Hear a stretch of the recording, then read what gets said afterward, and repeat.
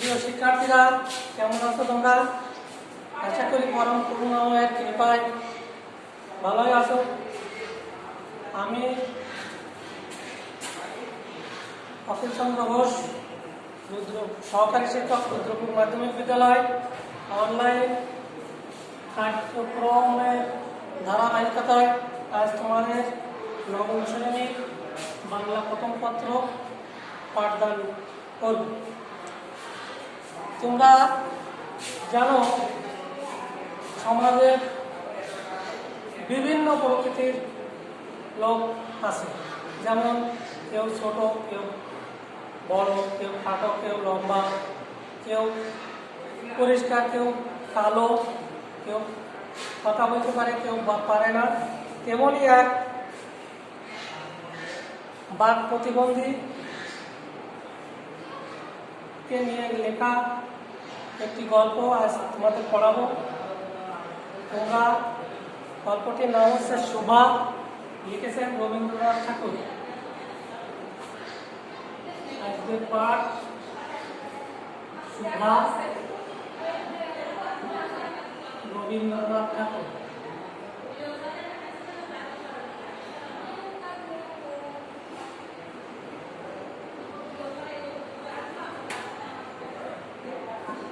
তোমরা আমার সঙ্গে সঙ্গে তোমাদের বই বের করো।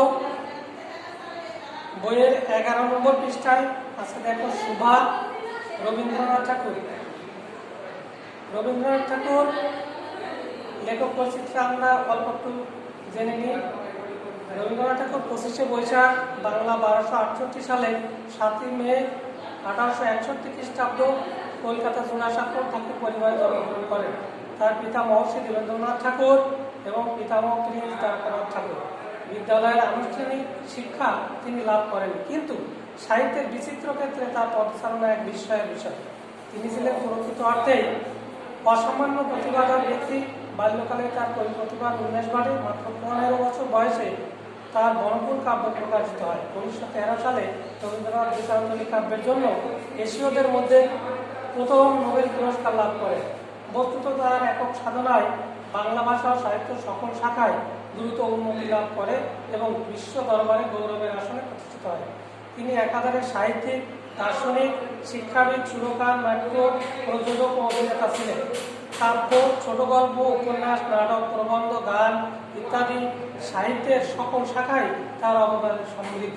তার অজস্র রচনার মধ্যে মানসিক সোনান্তরী, কণিকা, বলাকার, কল্পনা, চোখের বালি, গোড়া, ঘরে বাইরে, যোগাযোগ, শেষের কবিতা, বিসর্জন, ডাকঘর, প্রাপ্তকরবিদ, কল্পগুচ্ছ, বিচিত্র প্রবন্ধ ইত্যাদি বিশেষভাবে উল্লেখযোগ্য। 22শে শ্রাবণ 1348 সালে 17 আগস্ট 1941 খ্রিস্টাব্দ কলকাতা বিশ্বকবি রবীন্দ্রনাথ ঠাকুর শেষ নিঃশ্বাস ত্যাগ করেন।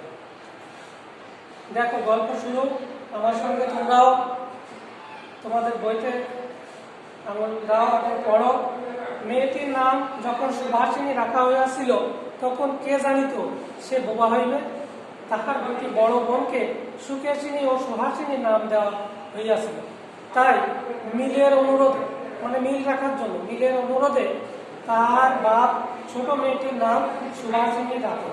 এখন সকলে তাহাকে সংক্ষেপে শোভা বলে। দস্তুর মতো অনুসন্ধান ও অর্থ ব্যয় বড় দুটি মেয়ের বিবাহ হয়ে গেছে। দস্তুর মতো মানে আড়ম্বরের সহিত প্রচুর অর্থ ব্যয়ে ধুমধামের সহিত বড় বোনদের বিবাহ হয়ে গেছে। এখন ছোটটি পিতামাতার নীরব হৃদয়ভারের মতো বিরাজ করিতেছে। নীরব হৃদয়ভার মানে হৃদয়ের ব্যথা তো কেউ বুঝতে পারে না, নীরবেই থাকে। যে কথা কয় না, সে যে অনুভব করে, ইহা সকলের মনে হয় না। এই জন্য তাহার সাক্ষাতে, মানে তার সামনে সকলে তাহার ভবিষ্যৎ সম্বন্ধে দুশ্চিন্তা প্রকাশ করিত।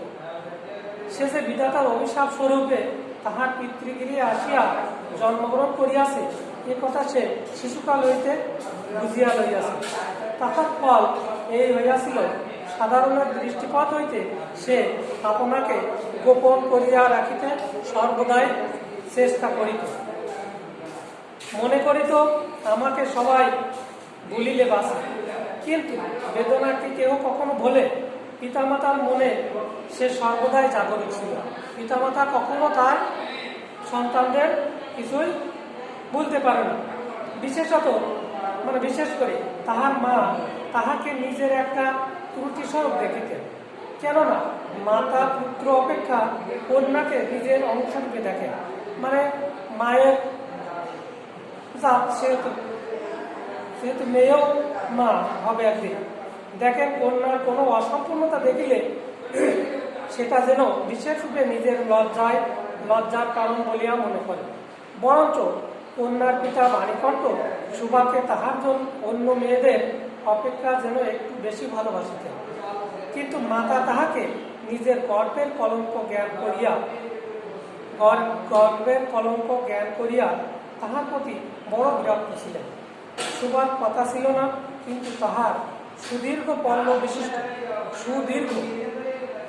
দীর্ঘ মানে অনেক লম্বা, বড় বড় দুটি কালো চোখ ছিল এবং তাহার ওষ্ঠাধর ভাবের আভাস মাত্র কচি কিশলয়ের মতো। কচি কিশলয় মানে কচি গাছের পাতার মতো কাঁপিয়া উঠিত। কথায় আমরা যে ভাব প্রকাশ করি সেটা আমাদিগকে অনেকটা নিজের চেষ্টায় গড়িয়া লইতে হয়। কতকটা তর্জমা করার মতো। সকল সময় ঠিক হয় না। ক্ষমতার অভাবে অনেক সময় ভুলও হয়। কিন্তু কালো চোখকে কিছু তর্জমা করতে হয় না।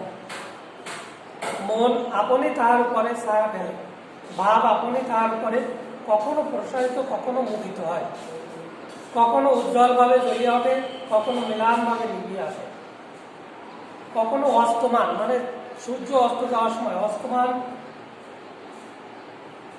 চন্দ্রের মতো অনিমেষ ভাবে ছাইয়া থাকে, কখনো দ্রুত চঞ্চল বিদ্যুতের মতো দিক ঠিকরিয়া ওঠে। মুখের ভাব বই আজন্মকাল যাহার অন্য ভাষা নাই, তাহার চোখের ভাষা অসীম উদার এবং অতল স্পর্শ গভীর, যা কখনো স্পর্শ করা যায় না, অতল গভীর, অনেকটা স্বচ্ছ আকাশের মতো উদয়াস্ত এবং ছায়ালোকের নিস্তব্ধ রঙ্গভূমি। এই বাক্যহীন মানুষের মধ্যে বৃহৎ প্রকৃতির মতো একটা বিজন মানে জনমানবহীন নিঃসঙ্গ নিস্তব্ধ জায়গা, বিজন মহত্ব আছে। এই জন্য সাধারণ বালক বালিকারা তাহাকে এক প্রকার ভয় করিত, তাহার সহিত খেলা করিত না। সে নির্জন দ্বিপ্রহর মানে দুপুরবেলা, দ্বিপ্রহরের মতো শব্দহীন ও সঙ্গীহীন। গ্রামের নাম চণ্ডীপুর। নদীটি বাংলাদেশের একটি ছোট্ট নদী, গৃহস্থ ঘরের মেয়েটির মতো। বহুদূর পর্যন্ত তাহার প্রসার নয়। নিরলসন তন্নি নদীটি যেন কুল রক্ষা করিয়া কাজ করিয়া যায়। দুই ধারের গ্রামের সকলেরই সঙ্গে তাহার জন্য একটা সম্পর্ক আছে। দুই ধারে লোকালয় এবং তরু ছায়াঘন উচ্চ তট নিম্নতল দিয়া গ্রামলক্ষ্মী স্রোতস্বিনী আত্মবিস্মৃত দ্রুত পদক্ষেপে প্রফুল্ল মানে কি, খুব আনন্দের সহিত হৃদয়ে আপনার অসংখ্য কল্যাণ কার্যে চলিয়াছে। বাণীকণ্ঠের ঘর নদীর একেবারে উপরে। তাহার বাখারির বেড়া আটশালা, গোয়ালঘর, ঢেকশালা, খড়ের স্তূপ, তেঁতুলতলা, আম কাঁঠাল এবং কলার বাগান নৌকাবাহী মাত্রেরই দৃষ্টি আকর্ষণ করে। এই গারস্থ সচ্ছলতার মধ্যে বোবা মেয়েটি কাহারও নজরে পড়ে কিনা জানি না, কিন্তু কাজকর্মে যখনই অবসর পায় তখনই সে নদীর তীরে আসিয়া বসে। শিক্ষার্থীরা, তোমরা পড়ছো তো? দেখো, প্রকৃতি যেন তাহার ভাষার অভাব পূরণ করিয়া দেয়, যেন তাহার হইয়া কথা কয়। নদীর কলধ্বনি, লোকের কোলাহল, মাঝির গান, পাখির ডাক, তরুণ মর্মর সমস্ত মিশিয়ে চারিদিকে চলাফেরা আন্দোলন কম্পনের সহিত এক হইয়া সমুদ্রের তরঙ্গ রাশির ন্যায় বালিকার চির নিস্তব্ধ হৃদয় উপকূলের নিকটে আসিয়া ভাঙিয়া পড়ে। প্রকৃতির এই বিবিধ শব্দ, বিবিধ মানে বিভিন্ন, বিচিত্র গতি, ইহাও বোঝার ভাষা বড় বড় চক্ষু পল্লব বিশিষ্ট সুভার যে ভাষা তাহারই একটা বিশ্বব্যাপী বিস্তার। জিল্লির রবপূর্ণ, জিল্লি মানে ঝিঝি পোকার শব্দ, রবপূর্ণ তৃণভূমি হইতে শব্দাতির নক্ষত্র লোক পর্যন্ত কেবল ইঙ্গিত, ভঙ্গি, সঙ্গীত, ক্রন্দন ও দীর্ঘ নিঃশ্বাস। শিক্ষার্থীরা দেখো, আমি যে পর্যন্ত পড়লাম এর ভিতরে কতগুলো শব্দ আছে অজানা, সেই শব্দগুলো আমি লিখছি, তোমরা একটু দেখো এবং লিখে নাও। দেখো, আছে গর্বের কলঙ্ক,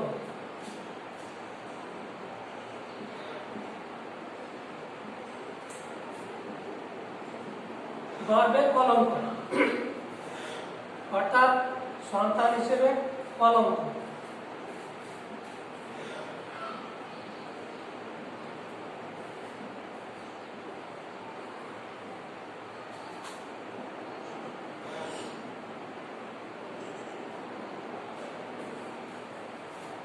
গর্ব অর্থ কি? গর্ব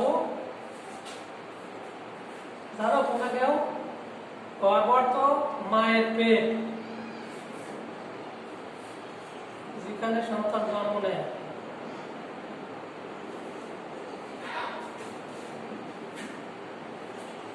তর্জমা, তর্জমা, তর্জমা অর্থ অনুবাদ, এক ভাষা থেকে আর এক ভাষার রূপান্তর।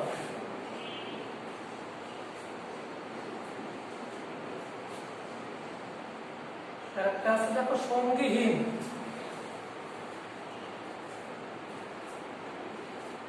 সঙ্গী মানে কি? সাথী, সাথীহারা বা সাথীহীন,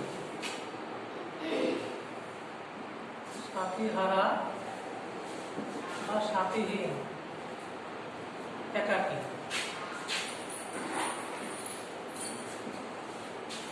শিক্ষার্থীরা, আমি যে পর্যন্ত পড়লাম তোমরা নিশ্চয়ই বুঝেছ এবং বাড়িতে আরো বেশি বেশি পড়বে, তাহলে আরো ভালোভাবে জানতে পারবে। এবার আমি তোমাদের কিছু বাড়ির কাজ দিচ্ছি, এগুলো করে রাখবে।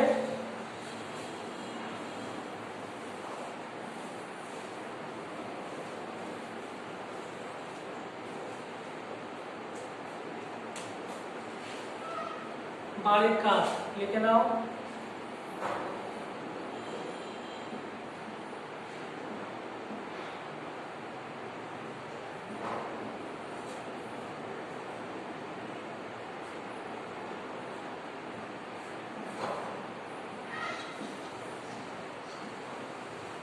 দশটি ছোট প্রশ্ন, অর্থাৎ এক কথায় প্রশ্ন।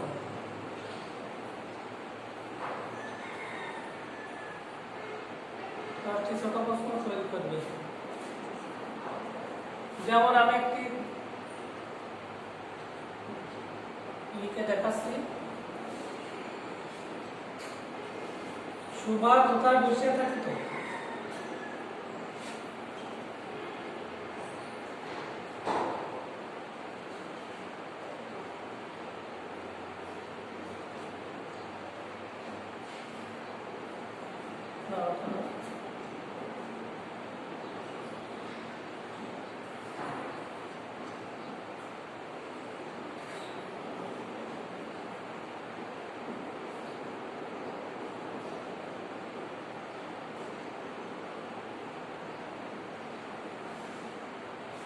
সুভা গ্রামের নাম কি?